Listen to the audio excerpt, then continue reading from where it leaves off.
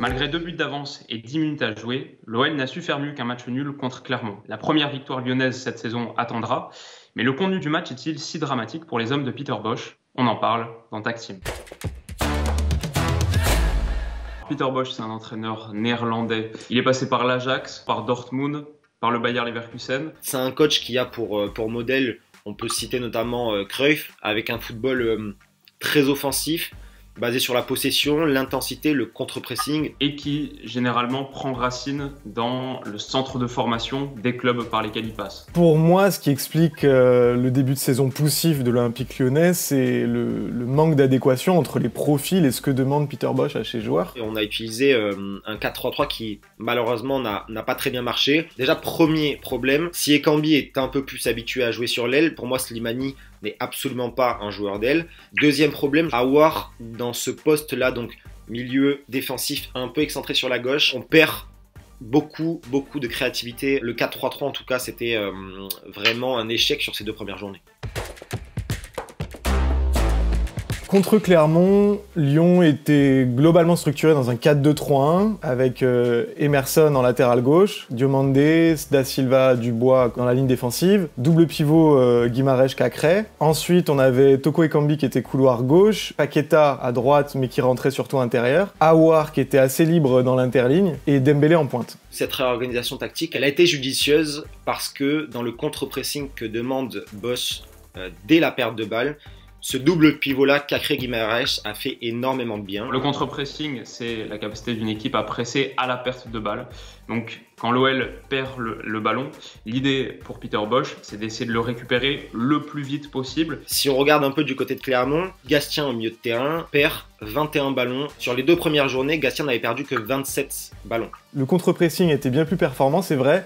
Malgré tout, il y a encore du progrès à faire, notamment parce qu'il y a beaucoup de profils qui sont pas à l'aise dans ce projet, notamment Toko Ekambi, Dembélé, Aouar. Ce but de Paqueta, c'est l'illustration de cette vitesse dans le contre-pressing, de cette vitesse dans l'exécution, de cette vitesse dans le jeu vers l'avant. Lucas Paqueta, on va dire à 45 mètres du but dans le demi-espace droit. Il y a un premier jeu de combinaison avec Bruno Guimarães, un premier 1-2, deuxième 1-2 entre Paqueta et Bruno Guimarães qui permet à Paqueta de progresser encore davantage, de se retrouver à 25 mètres du but. Troisième 1-2 avec Oussem Aouar et Paqueta qui finit pied gauche. Et ça, c'est ce qui est le plus intéressant. On voit que Guimarães peut combiner avec Paqueta, avec Aouar. Paqueta peut combiner avec également Oussem Aouar. Et en fait, les joueurs les plus performants, les joueurs les plus forts techniquement sont proches dans les mêmes zones du terrain et donc peuvent déséquilibrer l'adversaire.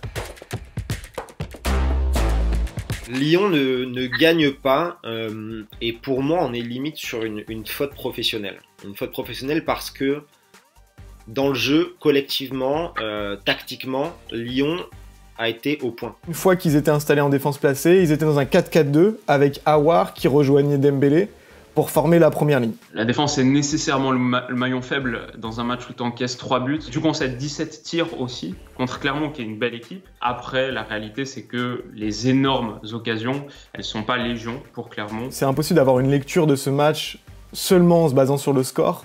Il y a des erreurs individuelles dans les 2 surfaces, notamment Lyon peut tuer le match à plusieurs reprises. Il y a 2 buts sur coup de pied arrêté parce que la défense individuelle n'est pas vraiment adaptée, parce que les joueurs sont pas vraiment bien rodés sur cette organisation sur coup de pied arrêté. Clairement, le résultat est décevant. C'est normal que les joueurs comme l'entraîneur soient attristés, mais c'est un match sur lequel tu dois capitaliser. C'est pas un match sur lequel tu dois te remettre en question. L'arrivée de Shaqiri, je pense que ça peut être un vrai plus offensivement. Je suis quand même un peu dubitatif parce que voilà, le joueur sort de 2 saisons quasi blanches. En tout cas, c'est clair, c'est évident. C'est une cartouche offensive de plus. Je pense que Paqueta peut retrouver un rôle de milieu relayeur dans un 4-3-3. Tu peux peut-être sortir Toko Ekambi et mettre Aouar ailier gauche. Le potentiel de Shaqiri va rien remettre en question, puisque je pense que dans l'idée, il prendrait cet espace laissé par Aouar, qui serait amené à partir. Et donc, de numéro 10 dans l'interligne, voire numéro 10 excentré dans le demi-espace gauche. Ça va permettre à Bosz de faire des expérimentations, d'avoir des solutions supplémentaires, même sur le banc. Pour moi, évidemment, ça semble être une bonne solution. À voir comment se comporte le joueur en Ligue 1.